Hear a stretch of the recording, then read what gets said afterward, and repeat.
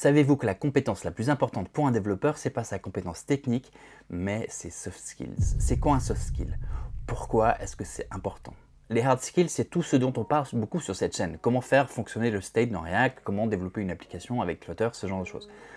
Ainsi de suite. Bref, c'est la partie technique de la chose. Mais ces talents-là ne sont qu'une petite partie de l'équation. Si vous voulez réussir, que ce soit en tant qu'employé, en tant qu'entrepreneur, en tant que manager, il vous faut également développer d'autres compétences. Pourquoi? Eh bien justement, pourquoi? C'est ce mot-là qui est important. Les hard skills se focalisent sur la question de comment. Comment ça marche? Comment faire marcher? Et les soft skills se focalisent plutôt sur la question plus profonde de pourquoi, sur le sens des choses qui est antérieur dans la réflexion. Alors dans cette vidéo, je vais vous présenter un certain nombre de livres que j'ai lus récemment et qui permettent de faire mieux tout le reste. On va parler de ce qui motive les gens, on va parler de comment négocier, on va parler de leadership, on va parler de comment construire sa concentration et sa capacité de travail. À chaque fois, pour chaque livre, je vais vous indiquer le titre anglais et, quand il y en a un, le titre français. Sachant qu'à chaque fois, la version anglaise est plutôt bien digeste. Donc si vous pouvez lire un peu l'anglais, n'hésitez pas à plutôt choisir celle-là. Comme ça, vous faites d'une pierre deux coups, vous faites progresser votre anglais et vous améliorez vos soft skills. Alors je vais mettre les liens de chaque livre dans la description. J'aimerais bien vous prévenir que ce sont des liens affiliés sur lesquels je vais toucher une commission, mais la réalité de la chose, c'est que cette chaîne n'est pas encore assez grosse pour ça. Bon, malgré ça, c'est vrai qu'en achetant via ces liens, vous m'aideriez, donc n'hésitez pas. Alors comme je disais, ces livres que je recommande apportent chacun un enseignement vital. Je vais présenter ces livres sous un angle emprunté à Made to Stick. En français, ce livre s'appelle « Les idées qui collent, pourquoi certaines idées meurent et d'autres survivent ». Dans Made to Stick, les auteurs, les deux frères Chip et Dan Heath, font une étude de pourquoi certaines idées survivent et d'autres disparaissent. Alors c'est bien sûr intéressant au niveau sociologique et neurologique, mais c'est surtout utile en termes de communication et de présentation. Comment faire pour que lorsqu'on présente une idée, elle colle dans la tête des gens? Et sans spoiler tout le livre, ils font la découverte qu'une des clés, c'est la surprise. C'est de partir d'une idée qui semble à première vue contre-intuitive. C'est le « saviez-vous que » avec lequel j'ai ouvert cette vidéo. Parce que notre cerveau aime bien qu'on le surprenne un peu. Pas trop, mais juste un peu. Et donc pour chacun de ces livres, je vais vous partager ce qui m'a marqué, l'idée contre-intuitive qui a collé en moi, que chaque livre présente et que j'ai retenu. Alors évidemment, chaque livre est bien plus riche que cette seule idée centrale contre-intuitive, et si je les présente ici, c'est parce que ce sont des livres que j'ai relus plusieurs fois parce qu'ils sont riches et profonds. Et si ça vous intéresse que j'aille plus en profondeur dans l'un ou l'autre livre, n'hésitez pas à me le faire savoir dans les commentaires. Alors pour terminer sur Made to Stick, il y a 5 autres caractéristiques en plus de la surprise qui donnent sa vivacité à une idée. Ça fait un acronyme en anglais qui appelle succès. Et donc les termes de cet acronyme sont simple, unexpected, donc l'inattendu dont j'ai parlé plus haut, concret, crédible, l'émotion, et le dernier S signifie story, l'histoire. Ces 6 caractéristiques font d'une idée qui colle, qui reste vivace. Alors en parlant d'histoire, un livre qui déborde d'histoire, c'est Never Split the Difference de Chris Voss. Le titre en français, Ne coupez jamais la poire en deux. Chris Voss est un ancien négociateur du FBI et il donc s'est retrouvé à négocier dans des situations bien plus compliquées que nos petites demandes de salaire, de primes de fin d'année. Des situations de vie ou de mort en somme. Et son livre présente plusieurs idées contre-intuitives mais puissantes. Alors je vais avoir du mal à les expliquer en seulement quelques mots, mais une de ces idées, c'est qu'on nous apprend à nous battre pour faire dire oui aux gens dans les négociations. Et une des idées contre-intuitives, c'est que c'est beaucoup plus facile et beaucoup plus utile d'apprendre aux gens, d'amener les gens à dire non. On a même un certain plaisir, une certaine puissance à dire non. Et donc il faut tourner la négociation et la question de manière à construire sur des non successifs et pas des oui successifs. Il donne l'exemple d'une signature de livre d'un grand patron américain, Jack Welch, le patron de GE de l'époque, dont a priori l'agenda était plein à craquer. Et au lieu de demander à Jack Welch s'il peut venir parler, il lui demande si c'est impertinent de lui demander à parler.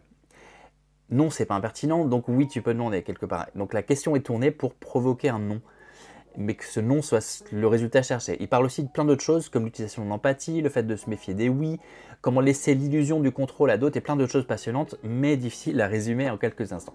Quoi qu'il en soit, la négociation est un talent qu'on gagnerait tous à perfectionner, donc je vous recommande chaudement ce livre. Un autre livre sur un axe plus intérieur, c'est Atomic Habits. En français, le livre s'appelle, je crois, Rien peut tout changer. L'idée contre-intuitive du livre, c'est qu'on surestime le progrès qu'on est capable de faire sur une courte période, genre 1 mois ou 3 mois. Mais par contre, on sous-estime la quantité de progrès qu'on peut faire en s'appliquant un peu tous les jours, en faisant un petit progrès tous les jours qui s'accumulent. Et qu'il vaut mieux s'appliquer à s'améliorer un petit peu tous les jours parce que ces 1% d'amélioration vont se cumuler et prendre de la puissance. Au passage, c'est un peu le principe d'une chaîne YouTube. Et donc, ce que propose le livre, c'est une méthode pour me permettre de mettre en place des habitudes régulières et s'y tenir, notamment en adaptant le contexte dans lequel on est, en construisant des séquences d'habitudes et en se donnant des sortes de déclencheurs. Et c'est un peu la clé de la réussite dans le travail, mais dans pas mal d'autres activités, d'y aller à force de persistance, avec une mentalité de croissance. Et la persistance, c'est un peu le thème de Grit, qui s'appelle, je crois, l'art de l'agnac en français. L'idée contre-intuitive au cœur de Grit, c'est la suivante. L'auteur a étudié une sélection d'une centaine de personnes avec un QI élevé et a regardé quels paramètres, dans quel groupe était le meilleur prédicteur de succès.